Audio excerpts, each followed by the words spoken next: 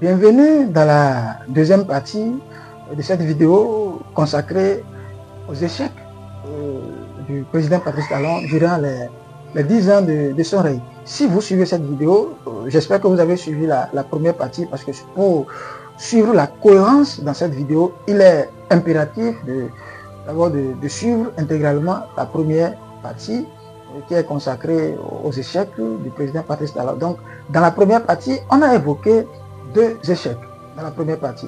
Donc, dans cette deuxième partie, nous allons évoquer les deux autres échecs qui ont marqué la présidence de Patrice Talon.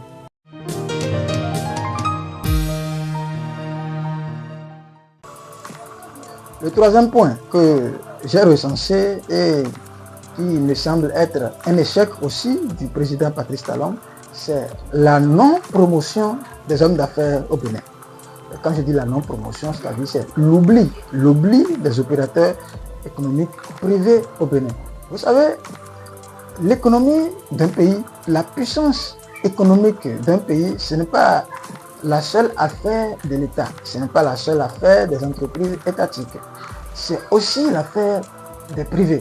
Vous savez, au Bénin, depuis 10 ans, on a constaté qu'il n'y a pas eu la promotion des hommes d'affaires, des grands puissants hommes d'affaires, contrairement à des pays comme le Nigeria qui a Dangote,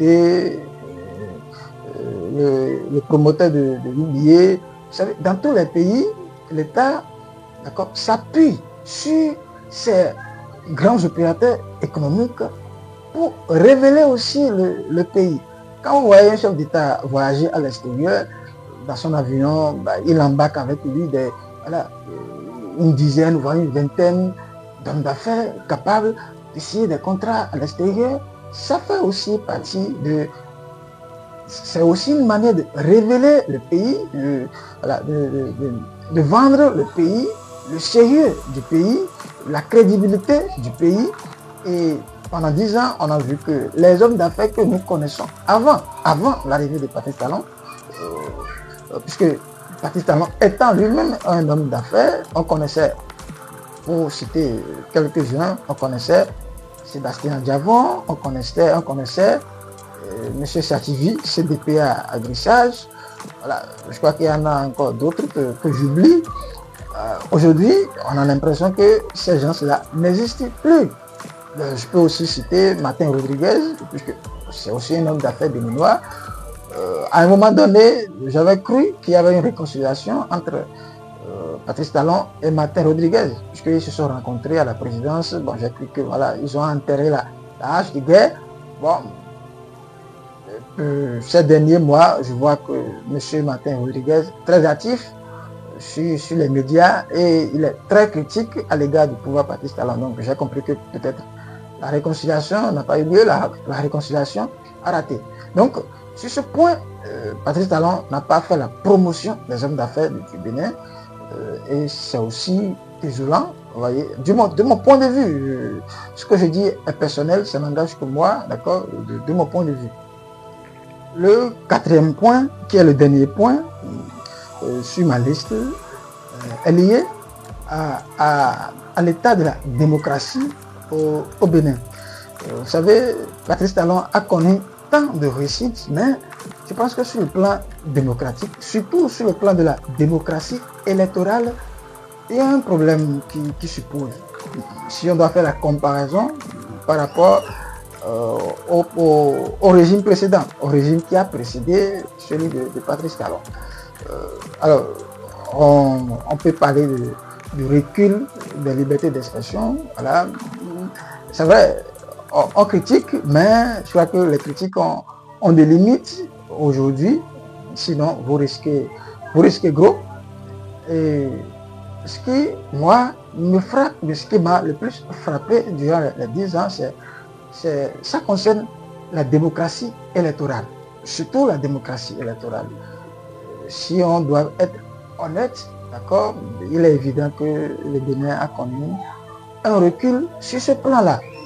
Avant une élection au Bénin, c'est une fête. C'est une fête, les gens sortent, les électeurs, lorsqu'ils votent dans leurs postes ou dans leur centre de vote, il reste sur place pour le dépouillement. Et voilà, l'engouement est total. Mais on a constaté que depuis 2016, ce n'est plus le cas. D'abord, les élections sont moins inclusives.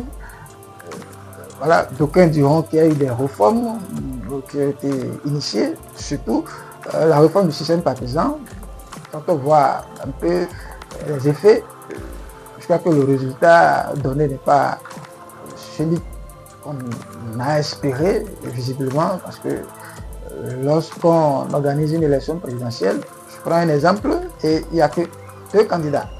Ça pose un problème. Moi, j'aurais tellement souhaité qu'il y ait autant de candidats qu'il le faut, parce que c'est le peuple qui choisit. Vous savez, en 2016, il y a eu plus de 30 candidats, mais cela n'a pas empêché le peuple de choisir son président. Pour faire un petit récapitulatif, un petit rappel, rappelez-vous, en 2016, sur la trentaine de candidats que nous avons connus, vous avez les 3 premiers qui se détachent nettement. Lionel Zessou, 27%, Patrice Talon, 24%, Sébastien Gavon, 23%. Et ensuite, vous avez Biotchane, 8%, Koupake, 5%. Donc, c'est pas parce qu'il y a beaucoup de candidats que le Béninois ne sait pas qui choisit. Non, le Béninois sait qui choisit.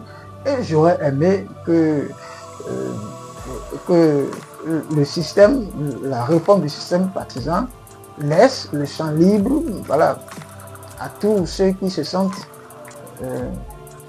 légitimes, crédibles, compétents d'être candidats, voilà, d'y aller. Mais bon, voilà, les choses sont passées comme ça et les candidats sont très restreints.